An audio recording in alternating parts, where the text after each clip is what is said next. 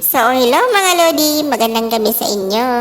Andito naman kami ngayon sa Pacific Mall, Mandawi City, Cebu para bumili ng mga pang-araw-araw namin na kakainin, ulam at mga gamit. So, ayan no, patingin-tingin mo na si wifey dyan sa mga canned juice. Tapos, nakapili siya dyan. Nilagay niya sa basket. Tapos, sunod naman namin is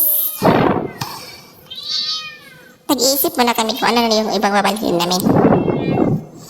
So, dahil nag-request ako dyan ng, alam niyo na, pampatulog sa gabi.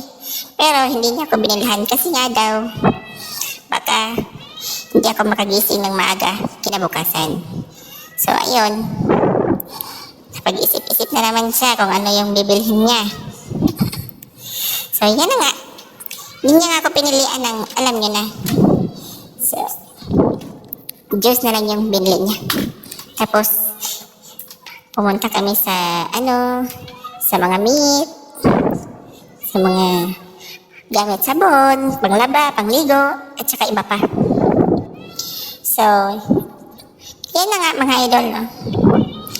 Umili siya ng juice na litro pack dahil gusto niyang uminom ng juice na litro pack. Dahil pag uwi namin sa bahay, magtitimpla kami niyan. Tapos kakain ng hapunan. So, yan lang mga Lodi.